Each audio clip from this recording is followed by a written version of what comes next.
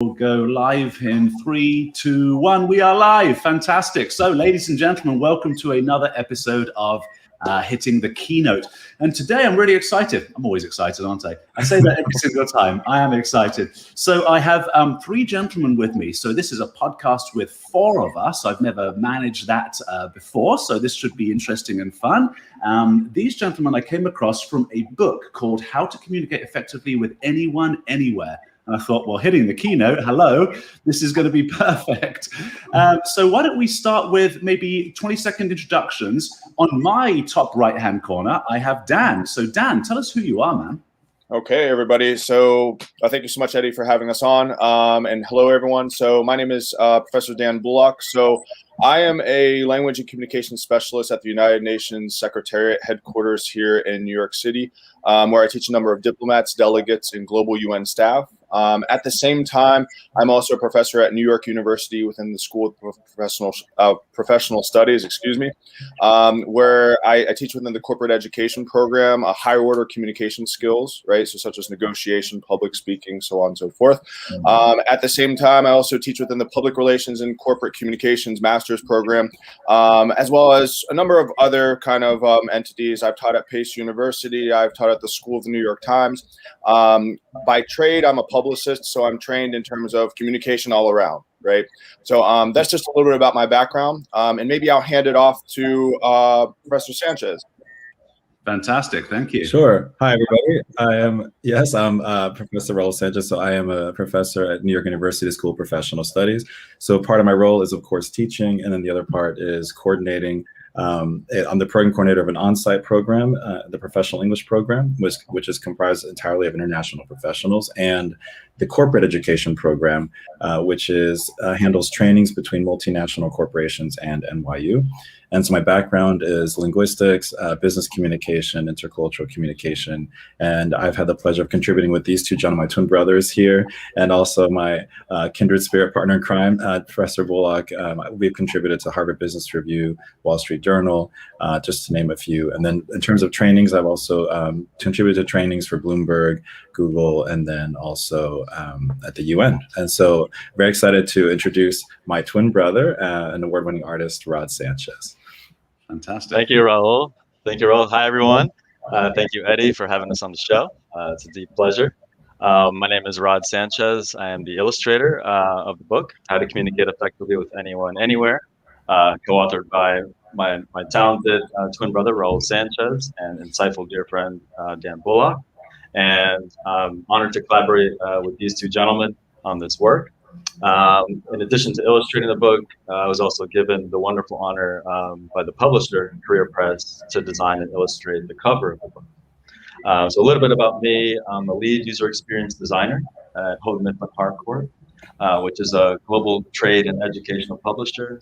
And my experience extends to providing design direction and creating visual communication design solutions across multiple digital and print platforms.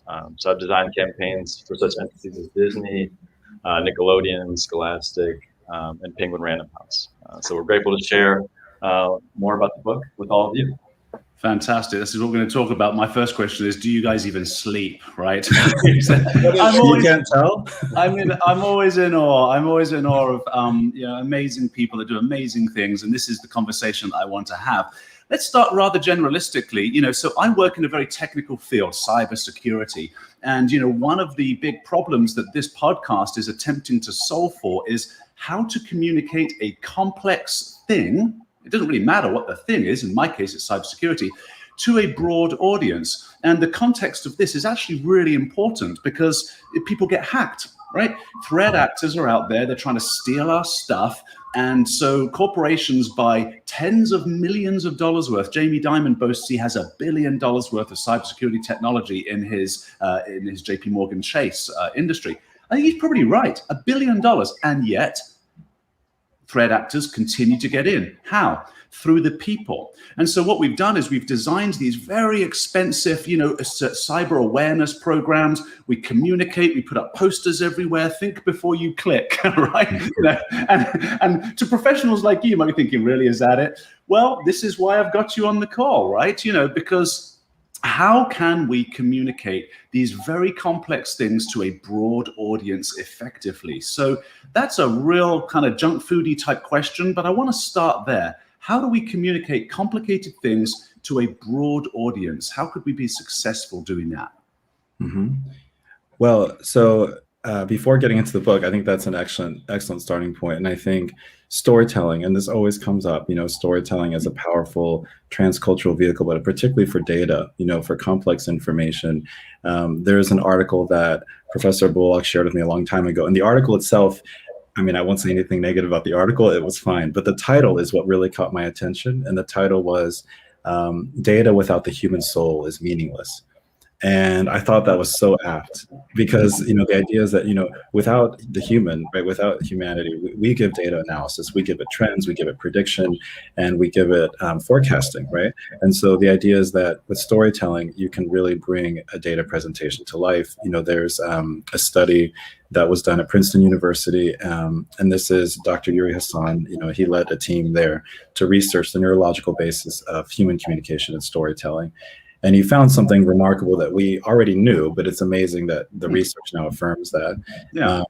That is something called neural coupling. So the idea is that when we are in the act of storytelling, there is a synchronization between the audience members' minds and the storytellers' minds. So what they did was they hooked up the storyteller to an MRI machine and audience members, and they found out that our brains essentially get in sync during the act of storytelling.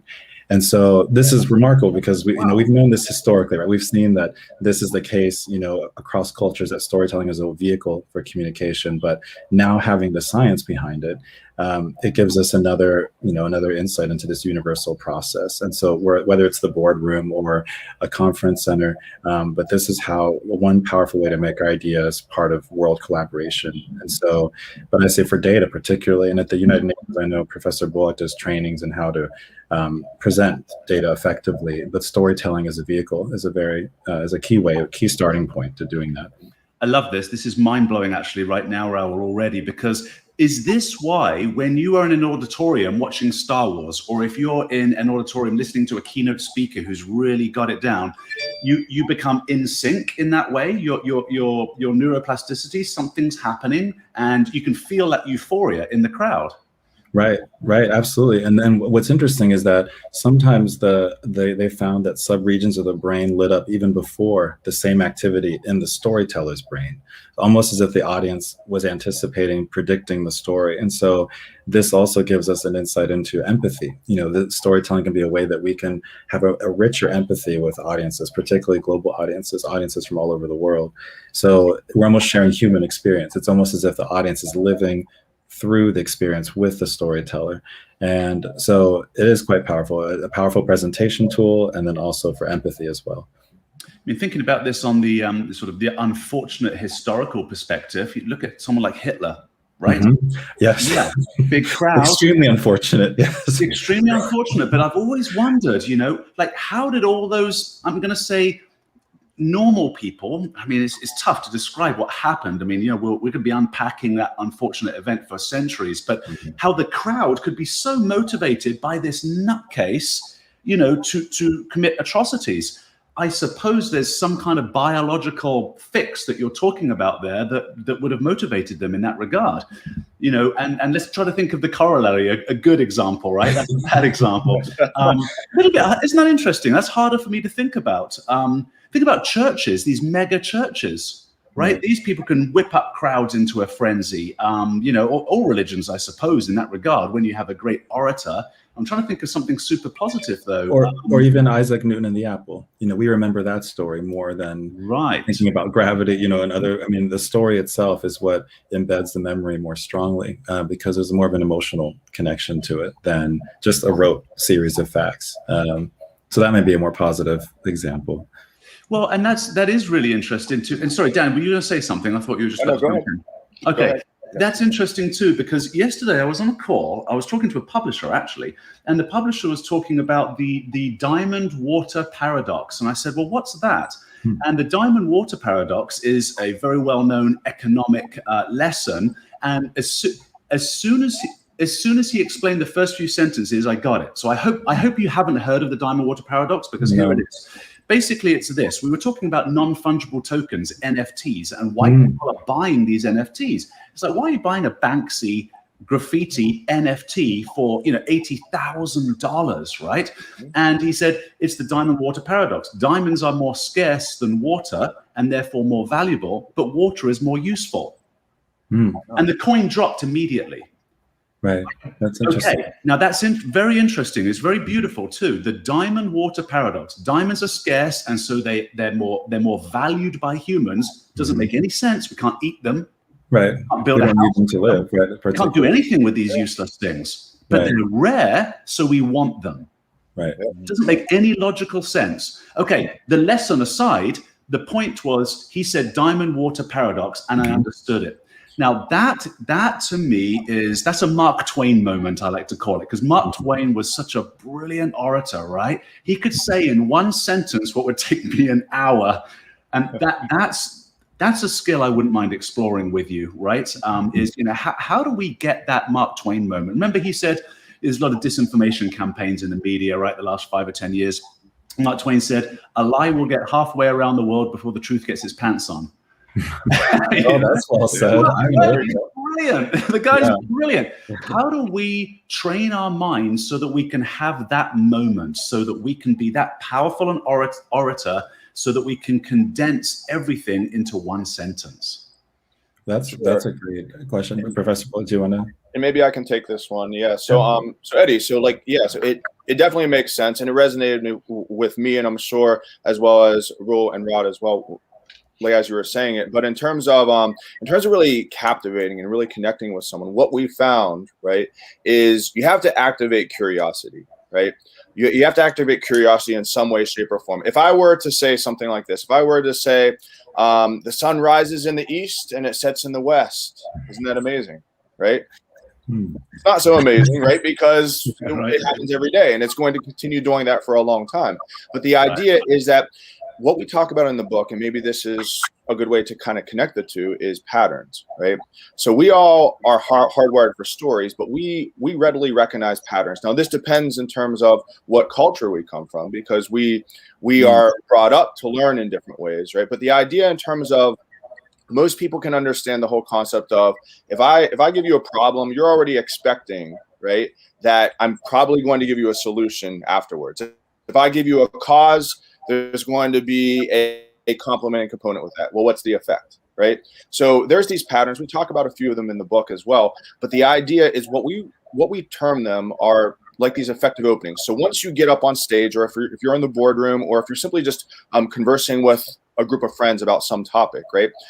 You have to make it interesting from the start, right? So for example, if I were to go to say, so I was at a restaurant and I took out my credit card, but I hesitated, right? And then I started to say, well, identity theft, right? Identity theft is one of the top concerns among Americans today, right? So I'm setting it up in different ways. And there's these effective openings. If you go back and you listen to TED Talks, right, a lot of these TED Talks are structured in such a way. So organization goes a long way. So for example, some of these effective openings could be an interesting observation, right, where you're expressing some sort of opinion of some sort. So for example, okay, American economists aren't sleeping well these days. I'm driving you to think internally, right? Question. Well, why, right? Why do I need to be worried? Do I have anxiety? Do I need to pull my money out of the stock market? Like, what do I need to do, right? So it could be an interesting observation. It could also be a story or an anecdote, which we've been talking about storytelling. It could also be a question. So questions can be very powerful as well, right? And then Professor Sanchez has a good anecdote for this one, I think, in terms of sure for the question. So an example could be imagine the world. Can you imagine the world without a single tree, right? And this would be powerful, and again, the hook isn't the main idea. I wouldn't say, let's talk about environmental sustainability or, something like that, deforestation or due to urbanization, just starting with that image is powerful. But Professor Bullock is remembering, I was doing your training and there was one of the trainees, she was doing a presentation. And so I was sitting in the audience and she asked us, can you think of the person that you miss the most? So we did, and she said, close your eyes. So we closed our eyes. And I was thinking of my mother, someone else was probably thinking of their brother or their grandmother or their father. And then she started to play some music. And then she said, now open your eyes. And on the first slide, she had a road, and the road was diverging in two directions. And she said, today I'm going to talk about loss and how important it is to appreciate those you have while they're with you on the planet. And we were just, oh my God, the tears were, I called my mother immediately after the session. Yeah. The idea was, the beauty of the question hook is that the presenter doesn't have to elicit the answers from the audience. The audience will connect themselves to the topic in their own mind, and the presenter can continue. And so that hook is one of the most powerful ones from the methods that Professor Bullock said. The question is one of the most powerful. But the hook can sometimes be, I know we're speaking about a sentence, but that hook can be a powerful way to ignite curiosity. Of course, the dopamine, right, the pleasure chemical in our brain that we receive when we are in the state of curiosity. And the idea is not just having a hook at the beginning of the presentation, but beginning of each section. So you maintain the audience interest throughout, because the pleasure of, cognitively doesn't come from the reward, which is the information itself. It comes from being curious. So just from being in the state of curiosity, we have that dopamine giving us pleasure. And so if we can maintain that throughout, that's a strategy. And just something else to add, Eddie, because to bring it back in terms of data, right? So data and statistics and percentages and things like that. Well, the last kind of effective opening is an amazing fact, and it has to be amazing, right? It has to be amazing to some degree where you're citing some sort of statistic. So, for example, it could be 170,000 people die from smoking every day, more than accidental deaths combined, right? So the idea is that whenever we're communicating data in such a way, it still goes back to these 4 communication elements. It doesn't matter what you're communicating. It doesn't matter if it's data. It doesn't matter if you are communicating to a child or somebody who's older. There's still 4 communication principles that resonate with everybody. You have to know your audience, right? Number 1. You want to try to find out as much as possible as you can. Number 2 is, what's your purpose? Are you trying to inform them of something? Are you trying to persuade them to some degree? Or you might simply just be there just to entertain, right? Or it could be a combination of the 3. So we have, yes. So then we have, in terms of the audience, we have the purpose. That's going to inform your message, right? So just to give you a quick structure of this, but it comes down to the whole aspect of value. What's in it for me? Why am I here? What am I going to get from the talk, the discussion, the conversation, the presentation that you are conveying by way of a topic? So again, those 4 communication kind of elements are in everything. It doesn't matter what it is. It's up to you in terms of how much you want to define those. What was the first? So the first was know your audience, know your mission, know why you're there, and then the third and fourth again. Yeah, so it's audience and then purpose, which could also be the objective, right? The third one would be your message, right? That's going to inform your message, and it varies because that's where we're coming in with the story, right? So how we package the information, because we all can package the same topic differently, where these framing principles come into effect. And then fourth is the value, right? So what sort of value can you include in this package, right, where people are going to really pay attention? And this even gets a little bit more complex whenever we get on a global level or an intercultural level. So, okay, you know what? I want to do this on the fly then, right? So let's take subject of cybersecurity awareness, which is, so for your benefit, generally speaking, it's the think before you click. You know, if it's an unknown, link, don't click it. If it's coming from an unknown sender, be cautious. You know, these kinds of things, good cyber hygiene sort of, practices, right? And this is for a general audience. So if I was to speak to, let's say, a large crowd of 5,000-6,000 people about, being cyber aware and having good cyber hygiene, I think my purpose, my objective at the end of it would simply be so that they have cyber in the front of their minds. There are bad threat actors out there, and I need to be cautious. I think that would likely be the best success I would get out of one session, right, as opposed to an ongoing training, right? So that bar might sound a little low, but I think that's probably the right idea in one meeting. Okay, so if that's the objective and my audience is non-technical, let's say, right? It's not a technical audience. We're talking to Bank of New York Mellon, somebody like that. And so it's, bank tellers, and there's these kinds of folks, right? They're working behind the scenes, administrators. So my audience is not technical. This is the know my audience, but they work at Bank of New York Mellon. So they're pretty smart people in general, right? They're people that can function well in society. So IQ's fairly, normal to high IQ. Okay. All right. They're from all walks of life, so I can't get much more specific on know your audience as far as do they like kayaking, right? I don't know, right? So I can't get. We all love kayaking. Okay. All right, so that's my audience. My next thing then is what I called my mission. You said my purpose for being there, right? Yeah, exactly. My purpose. My purpose for being there is to make them walk away thinking differently about their online behavior. That's the purpose, right? That's success. Brilliant. All right. And then my message, therefore, is going to be something along the lines of this. So I would say to people, okay, I want to use curiosity. I'm going to do this right on the fly with you guys. This is great. You got it. Curiosity and questions. I think I've got it.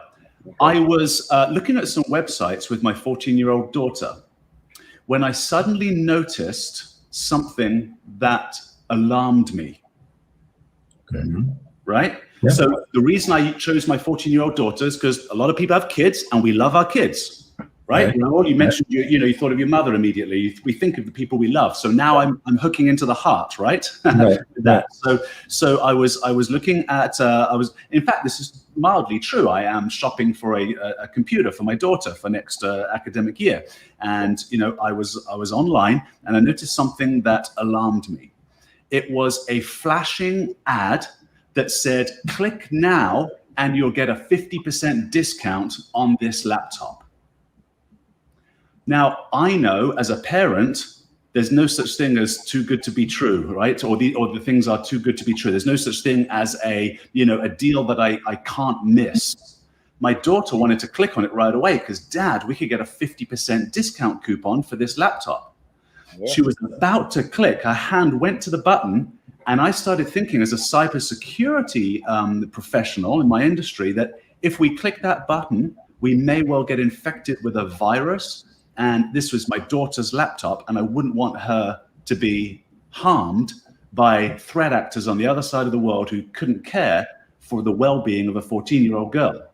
Mm-hmm. So far, I think I'm hooking well. What do you think? Like, dissect me. I think you did an excellent job. No, and you hit it with nail on the head. Every message is a call to action, thought, or feeling. So you want the audience to think differently, feel differently, or do something differently after the presentation. And if you can combine two of those, it's even more effective. But you said thinking differently about cybersecurity. That's perfect. And I think the anecdote at the beginning, with your daughter was well done. That you, instead of clicking on an ad for perhaps getting a discount, you actually might endanger, right, your own security. So yeah, I think that was a great anecdote. Right. Okay. Relatable. Yeah. Fantastic. So what I want to do is I want to talk actually about the title of your book, because that's what really caught my eye too, in as far as the same thing, like that Mark Twain moment I love to talk about, right? It encapsulates everything in one sentence, and it does. Hey, guys, I'm really complimenting you. You had a Mark Twain moment. That's something to live up for, fellas. How to communicate effectively with anyone, anywhere. So it's like, yes, I want to communicate effectively with anyone, anywhere. This is actually what this entire podcast is about. So how did you come up with the title? Let's just start right there. Well, there's an image, I think, that an image that started the book. And then we had a really good conversation, the three of us, over some fast food one night when we were in the throes of creating this project. But the image is the Earthrise image. So from the Apollo 8 mission. So, and it said that the most powerful cognitive shift can happen when an astronaut turns back to look at the Earth. And this was taken by William Anders. And this picture, was the first time that, I think it was 1968, the first time that we'd seen our world in this way, right? The fragility of it, the loneliness of it, the beauty of it, our planet hanging in space. And so it went as viral as an image could at the time, right? Flooded by international media across the planet. And it's also credited with starting the environmental movement. That's how powerful it was. That's right. Yeah. But the idea is that it brought to us on Earth this global mindset, this idea that, oh, we are part of an interconnected system, right? And so going back to the idea of patterns, for the book, we wanted to, the whole book is about patterns of communication. And we start with this overview effect at the beginning with this sort of global mindset. And then how do we bring that to our work in the global marketplace, right? Through these different skills. So each chapter is a different skill, presentation skills, negotiating, networking, and also writing, nonverbal communication. But the idea is that once you start to see these patterns and navigate those, that's when you become a global communicator. So that was one, crux of the book. And then my brother actually did a painting when we were doing an article on negotiation skills for the Huffington Post. This also has been a prism for the book, and it's called One Vision. Rod, I don't know if you want to talk about this painting. It's a beautiful piece. It's an eye. I wish we could share a screenshot of it. But it's an eye that contains, and there's people in the eyelashes holding hands with flags. Would it be, Rod, do you? Yeah, I'll look it up right now as you start talking, because Rod, I did want to talk about illustration it's One Vision. As communication. So I'm just on Google Images. What do I tap to find this thing? So it's called One Vision. One Vision, and then if you type in One Vision and Rod Sanchez, it should come up. Right. And yeah. Oh, okay. Yeah, beautiful. Okay. Thank you. Thank you, Rod. I need a second to drag that into the screen. But Rod, tell us about illustration as communication, right? Sure. Thank you, Professor Sanchez and Eddie. A little bit about One Vision, since you mentioned, it does celebrate global unity among nations. And with that, communication is very important because our human in terms of communication, our human connection is the nexus of a healing change for our world.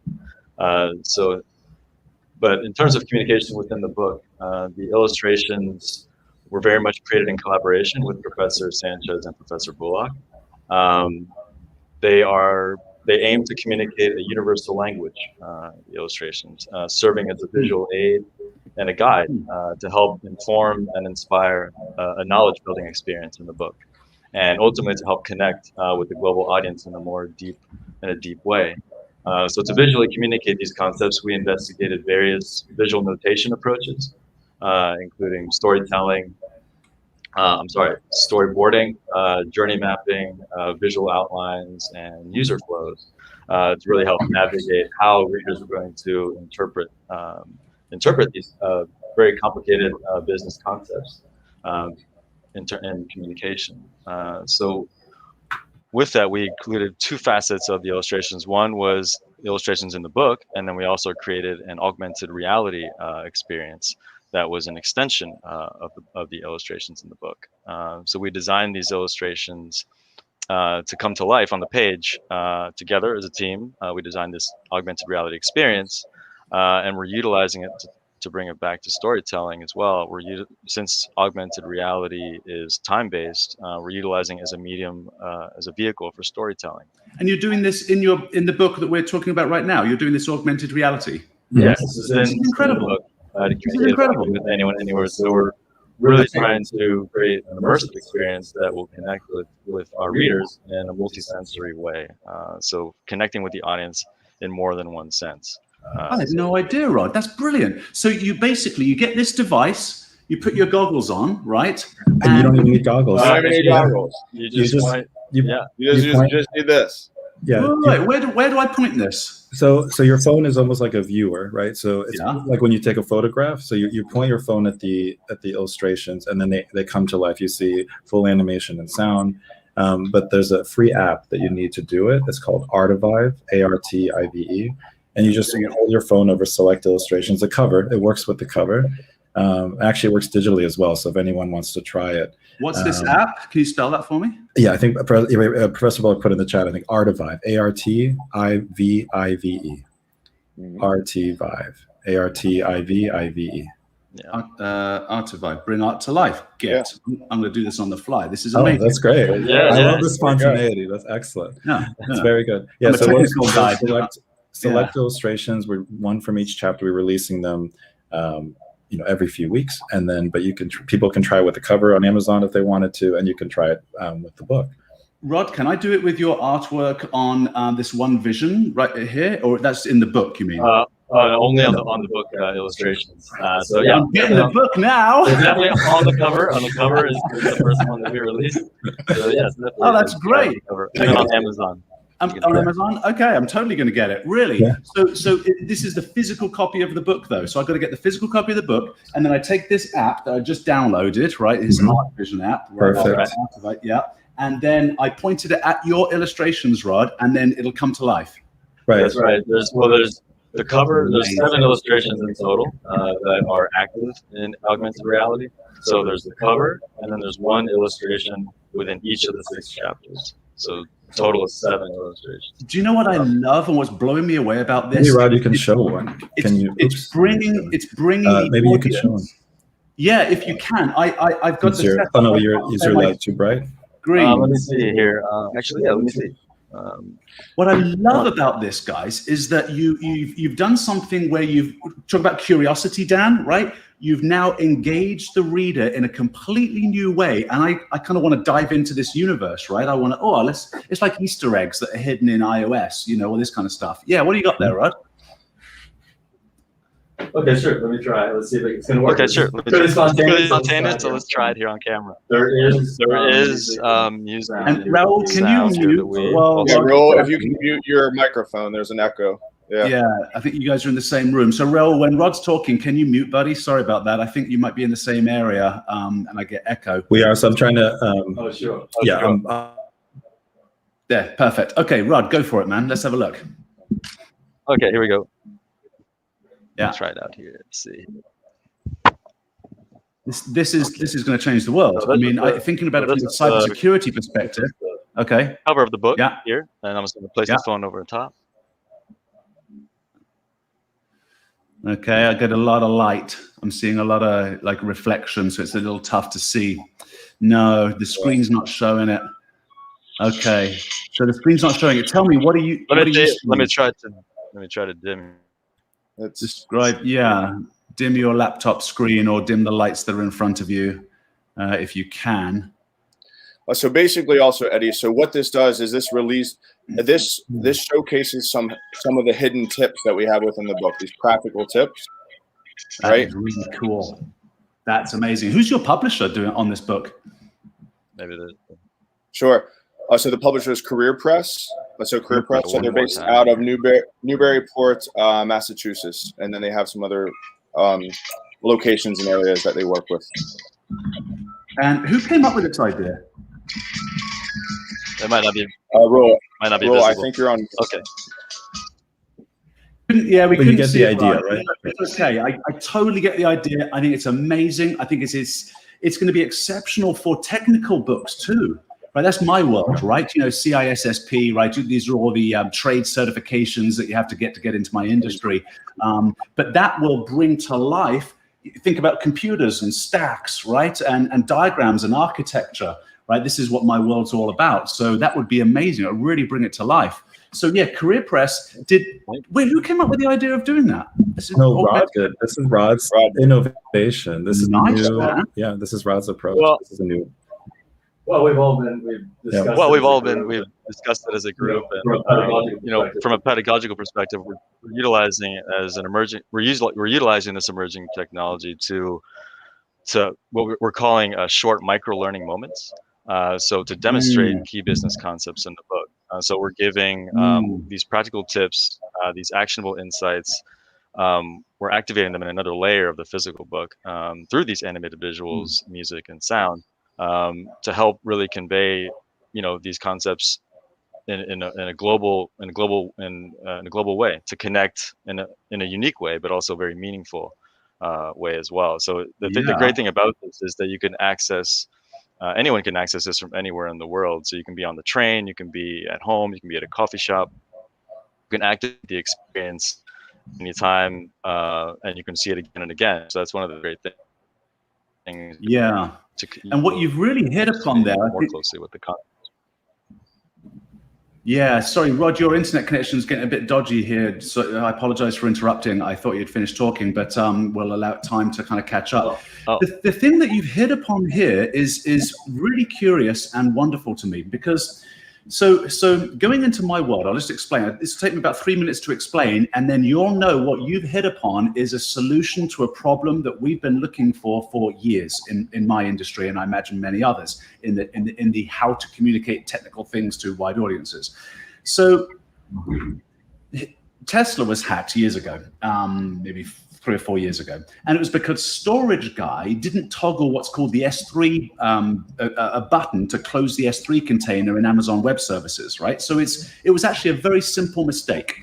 There was a button there, should have toggled it, was told to toggle it, didn't toggle it. Threat actors managed to get in and compromise this organization. It wasn't a big deal, but this happens very regularly. Okay, so I remember having a conversation about it, and the conversation went something like this. Hey, well, I wasn't saying this, but I was witnessing the conversation. Hey, storage guy, you did toggle the button. We told you to toggle the button. And I said, well, hang on a minute. When did you tell him to toggle the button? Was it in the onboarding documents that nobody reads 5 years ago? Was it once a year in your cybersecurity awareness training? This is ineffective education in the workplace. Once a year training, even once a quarter, once a month. And Rod, what you just said is, in my words, not yours, that you can give micro learning in this little special thing that you're doing, right? You get these little micro learning lessons. Okay, so I read a white paper by a West Point cadet about 3 years ago, and it was on the difference between drilling and training. Now, the paper was excellent, and the premise is this, that at the Battle of Gettysburg, it turns out, it's a military paper, right, by West Point, at the Battle of Gettysburg, it turns out that 90% of soldiers didn't even discharge their weapon, which really blew me away. They didn't even pull the trigger. That's 90. Now, for the most part, it's because these were farm boys, 14, 15 years old, right? But they hadn't been trained, right? Now, we know this from the 18,000 fully loaded muskets and full issue of bullets next to all of the fallen soldiers. Now, fast forward to the Vietnam War. 90% of soldiers ran into a hellfire of bullets and engaged in battle. The US military completely reversed the trend. How? The paper was about drilling and simulation, not training. And I thought, that's really interesting. How can I bring drilling and simulation into a wide audience in an interactive, engaging, gamified, fun, meaningful, you use that word, Rod, way, so that people are drilled on a daily basis in cyber hygiene, right? So that we can simulate these things. You've got the solution. Because if somebody created an awareness manual and you did this, and all of a sudden it popped out where there was a threat actor, you know, right, hacking away, make it really real. That would be really interesting. There's a huge opportunity for somebody to put some work together there.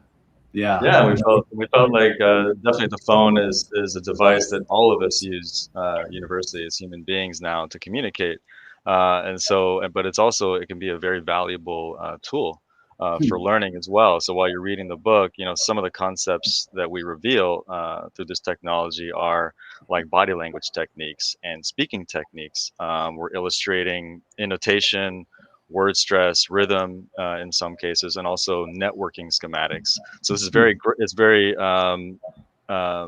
viable to utilize this technology to illustrate these concepts. And one important detail is that we hear the voices of Professor Sanchez and Professor Bullock explaining these concepts. So it creates a layer of the book in a more three-dimensional way, which is very enticing. And since it's time-based, readers can really follow along quite easily. And if they want to, experience it again and again, they can. So it's an enjoyable experience. There's animation, there's sound, there's even music in some cases that we've composed. You said it's we're time-based? very excited about it. We've unlocked. What do you mean by time-based? Time-based medium. So you can experience the augmented reality artwork from beginning to end. It's happening in time. So you're experiencing some of these concepts in a step-by-step, ABC or 1, 2, 3 step process. You're listening, and like the example just mentioned, illustrating intonation and stress. There's a sentence being expressed, and then you can hear that sentence being expressed in different ways, in terms of highlighting different areas within the sentence using stress and rhythm. It's very, very engaging. We've unlocked 4 augmented reality experiences so far, and then there'll be 3 that will be unlocked in the upcoming weeks. For the total of 7. You've taken illustration to a whole new level, Rod. I mean, that's really blown me away. How long did it take you to put all this together? Well, we've been. Go ahead, Professor Bullock. Oh, it wasn't me. Sorry. Oh, you said. Oh, okay. So we've been talking about this for quite some time while we've been working on the book together. So we've been very much working in tandem as a group on working out just new conversations, and also creating sketches together, storyboarding, storyboarding these ideas, putting them up on the wall, saying, is this going to work?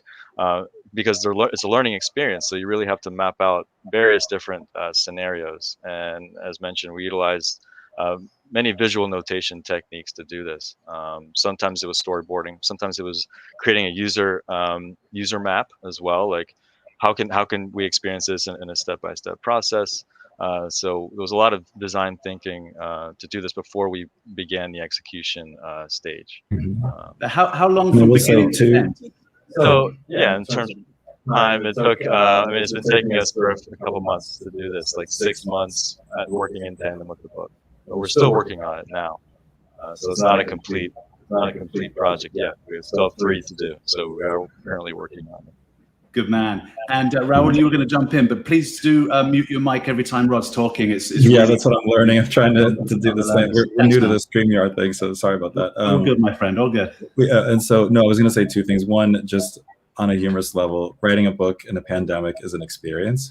So we definitely had to do that. We mastered all the cloud technologies, Google Docs, all of those things. And I think we, of course, grew closer throughout the process. So, but the other thing that we were thinking about is something called schemata that we talk about in the book, which is, this is, again, we're going back to cognitive psychology, but the idea that we have these blueprints. And for example, if I were to say to you, I bought a chair. So Dan and Rod know this very well. But if I were to tell you, Eddie, I bought a chair, and I didn't give you any information about that chair, what chair did you picture in your mind? If you can describe the color, the make of the chair, the material, what did you picture? Yeah, immediately I pictured a wooden brown chair, very simple design, sharp angles, obviously 4 legs, but it was sharp, squared angles, not round. The chair is all the same brown wood color. There's grain in the wood. There is a back to the chair. It has two pillars, and then a rectangle shape to lean against. That's the part that you lean against. That's my chair. That's a pretty fancy chair, Eddie. Great. Yeah. No, that's excellent. So we do this, and the reason I'm asking this question, so we do this in our trainings. We ask, variations of this question. Some audience members say a leather chair, some will say a white chair from IKEA, some will say a wooden chair. So the idea is that the communication was successful because we all have a schemata, a blueprint for chair in our minds. So when I say I bought a chair, you have that blueprint in your mind and you fill in the gaps, right? But in fact, when you poll the audience members, you see that everybody pictured a different chair. So the idea is to activate schemata for intercultural audiences, you have to present information through more than one sense. So you have to present information in a way that the audience can see it, they can read it, they can hear it.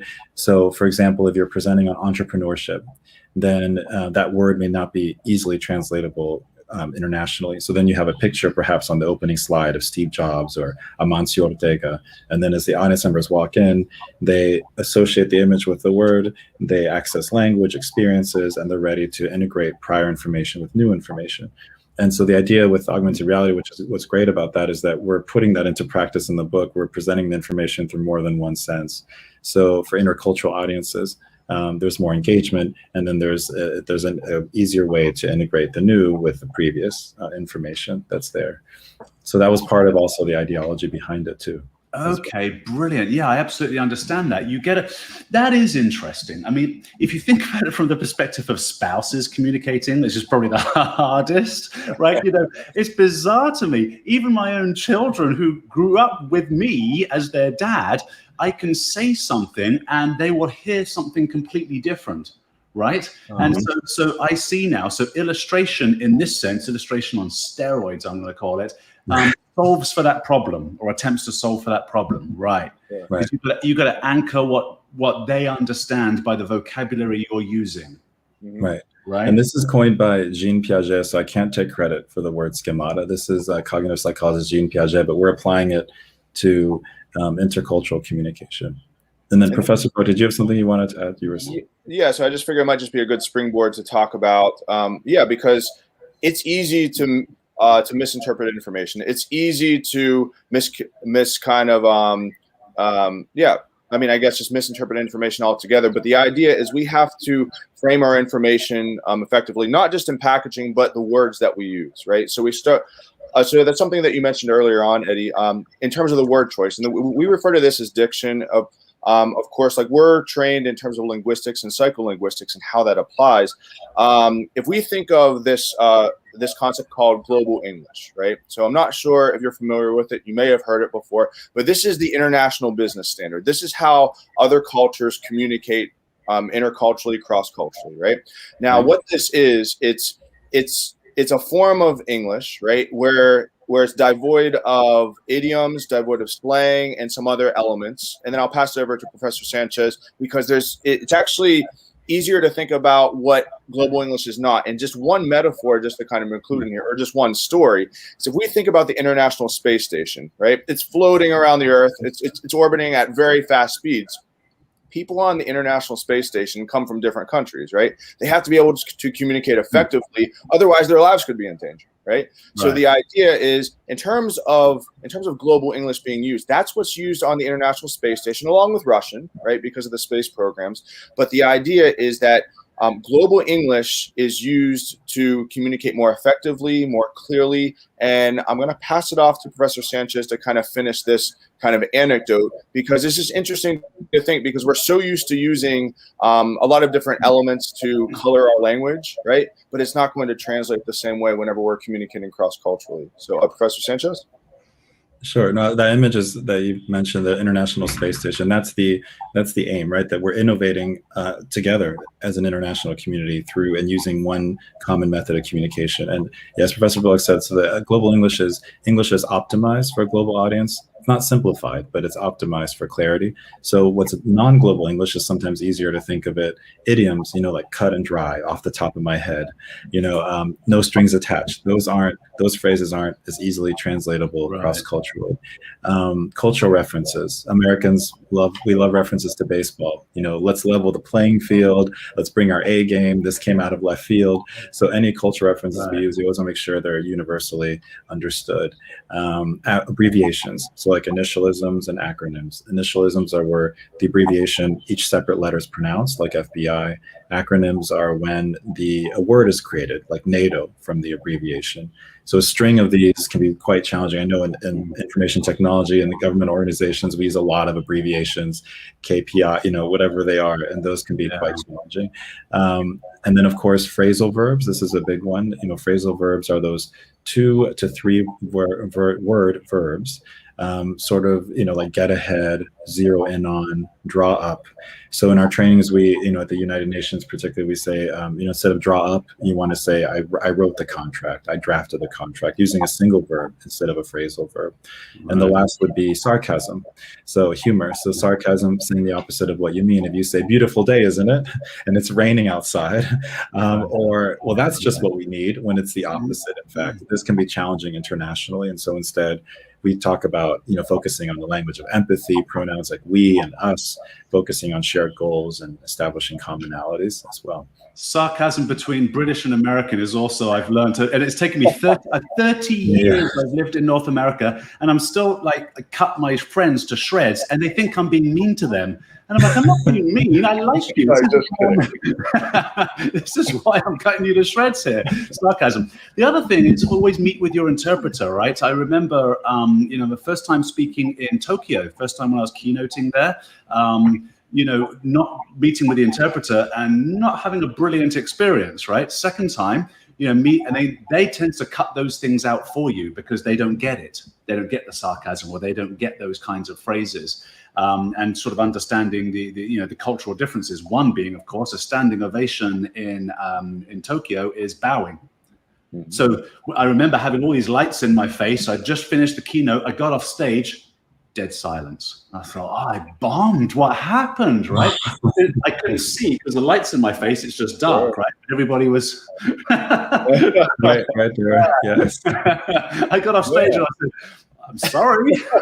What are you talking about? You did fine. Yeah. So understanding the cultural differences there. Dan, a few moments ago, you rattled off some titles of the book, and there was something, I didn't write it down fast enough that I wanted to zero in on. Can you just give me those titles again of the book?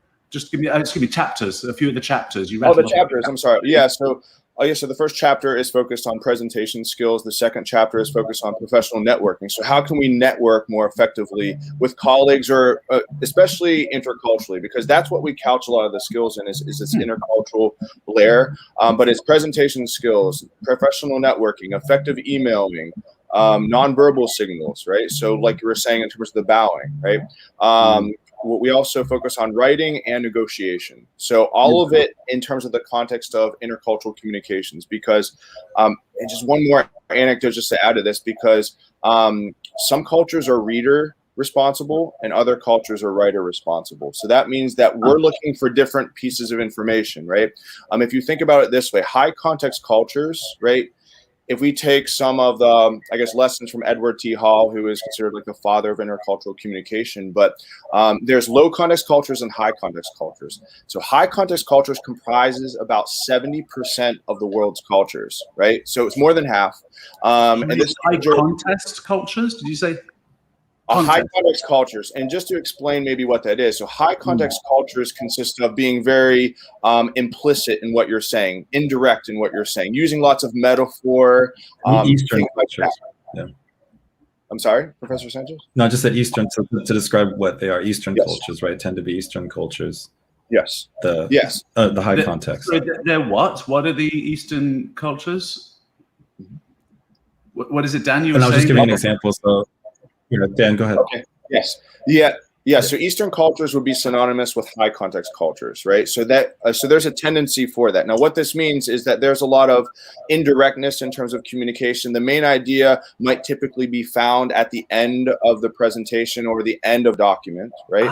Context, right? Yes. Sorry. Yes. Context. Okay. Gotcha. Yes. Okay. And these cultures operate, so there's 70% of these cultures operate in this way. High context cultures, synonymous with Eastern cultures. Now, this would include a large majority of Latin American cultures, MENA, which is the Middle East, North Africa, Sub-Saharan Africa, large swaths of Central Asia, as well as, I think I'm covering most of it. Anyways. Can you give me an example of what a high context culture communication would be? It's the first time hearing this, so I'm not quite understanding. So what is a high context culture?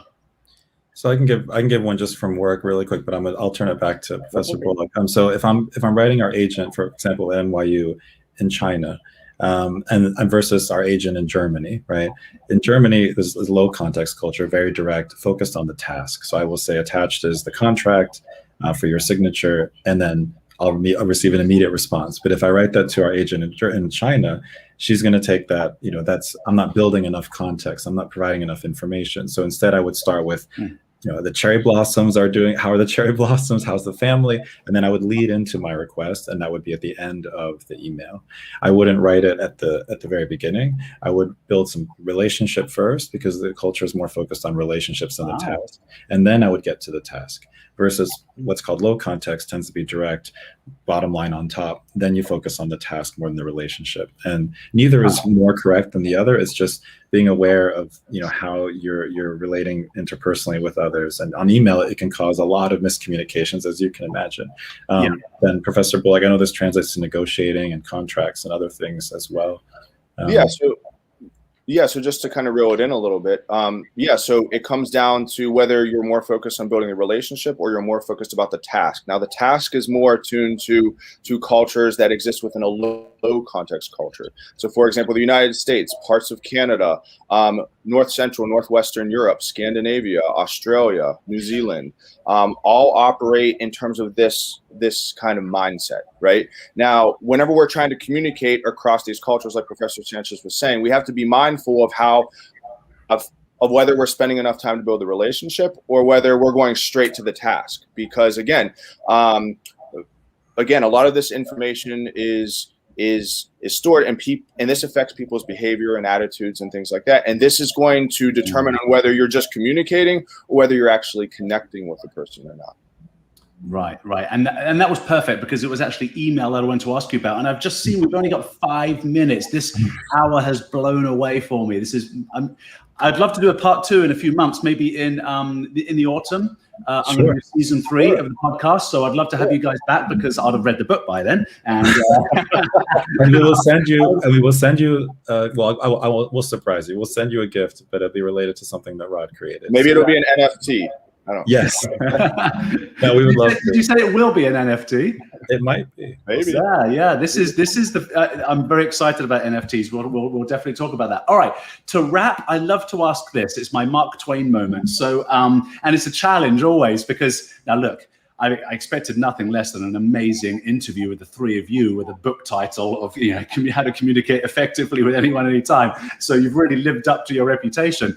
The Mark Twain moment I like to ask for is this. So my example, I always use diets. There are so many different diets in the world. There's 1,000 different diets, right? I mean, whether it's carnivore, whether it's paleo, whether it's, a vegetarian, vegan, blah, blah, blah. And yet we are, as a society, getting more and more obese. And if you look at shopping trends, we buy more fruit and vegetable than we ever have done. So it just doesn't make sense. So given that there's so much information out there, that Mark Twain moment, I like to encapsulate it into something small so that people can have just a quick sentence in their head, so it will take care of all of the problems. So within context of dieting, it's this: food doesn't grow in a cardboard box. That's it. So when I'm a bit of a health nut, so I like eating paleo, right? I enjoy being strict with my diet, so it comes kind of naturally to me. But for a lot of people, it's difficult. So all I say to them is, look, forget everything you've learned, forget all the nonsense you see on TV. Food doesn't grow in a cardboard box. So if it comes in a cardboard or plastic, it's not food, right? It has to grow from the ground, or it has to eat the ground. That's food. Right? So food doesn't grow in a cardboard box. All right. So for you 3 gentlemen, as your parting sentence, if you can give us that one sentence on how would we communicate, or how would we improve our communication skills? And for you, Rod, because the genius moment, man, on what you're doing, I'm going to get straight onto it. For you, it's how to illustrate, right? So how can somebody illustrate really well? So if you could encapsulate it into one sentence, like food doesn't grow in a cardboard box, so that our audience can take that away and be, okay, I get it. What would it be? Give us your Mark Twain moment, gentlemen. That's a good question. So who wants to answer first? I Not the guy that asks that. You stumped us, Eddie. You stumped us. Good man. Let's see. Okay, so just give me a moment. I'll come up with something. Oh yeah, no, absolutely. Take your time. This is we're living up to Mark Twain standards here. It's a high bar. There's no easy feat, right? Yeah. What do you want to leave the audience with so that they can be better communicators, right, when this video ends? Good.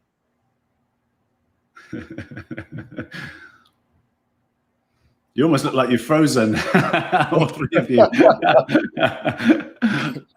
Okay, Raoul and Rod, certainly your images are completely frozen. Are you still with us, Raoul and Rod? No, I think we lost them. Dan, it's all on you to carry the team. Look at that. They just dropped. I guess it's all on me. Failed. Oh, you have to carry the team, That's Dan. okay. Hey, like, no pressure at all. No pressure at all. They owe you a lunch after this, okay? It's okay. It's okay.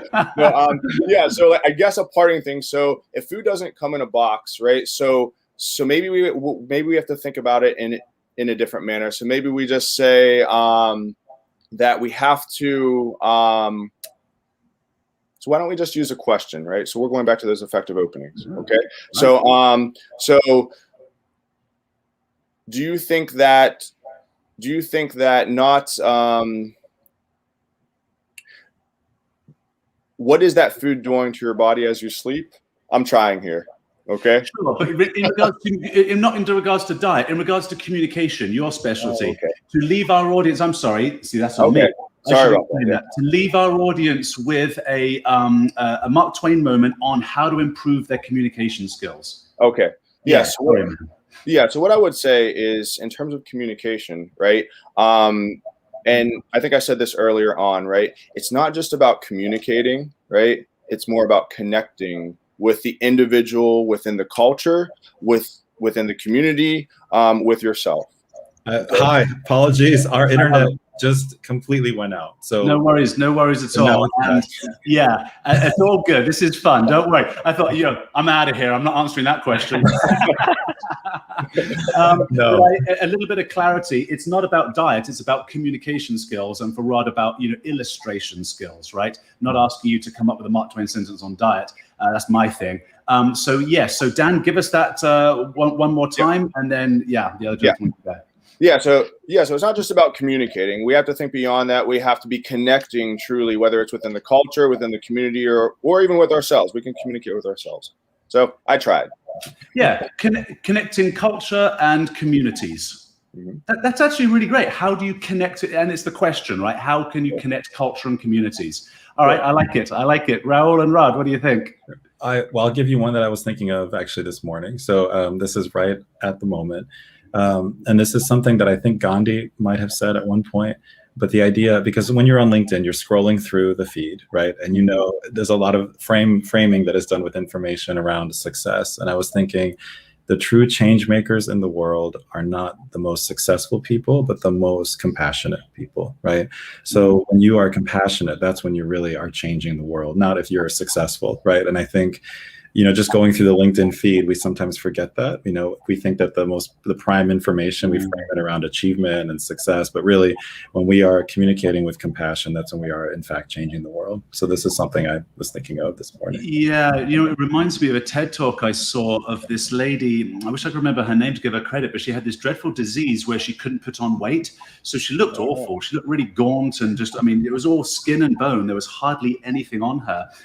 And, she was just such a compassionate human being. Her skill set for communication was, she's not a professional communicator, but because that compassion and because she had suffered immensely in life and yet wasn't bitter, wasn't angry, wasn't just a beautiful human being, that could almost override a lot of the technique that we, might fail on if we can be compassionate and beautiful, right? Right. So thank you. All right, it's down to the illustrator. What do you think? How can our audience walk away with a better understanding of how to illustrate in one sentence? Definitely. Well, I think for me, it's a quote and a question. And it's a quote in the book written by Professor Sanchez and Professor Bullock, because this book is very much created in collaboration, but the inspiration really came from the content of the book. And the quote is, and the question is, how do we ignite lasting change when sharing ideas in service to humanity?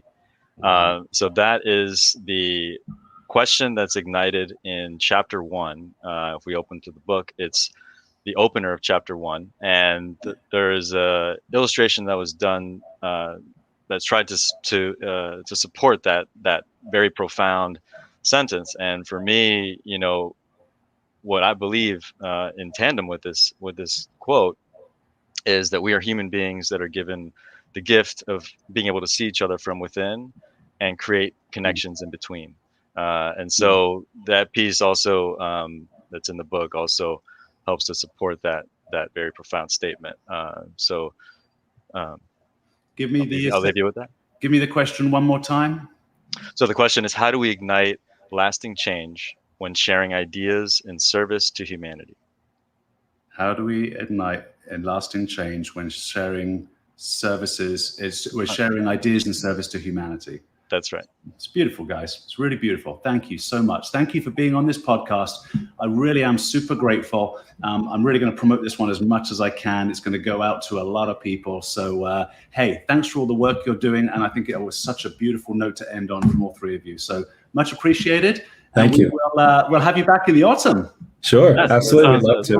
Thank you for a All great conversation, and thank you for your warm reception. We really enjoyed it. Yeah. All right. Thank you so much. It's been a pleasure.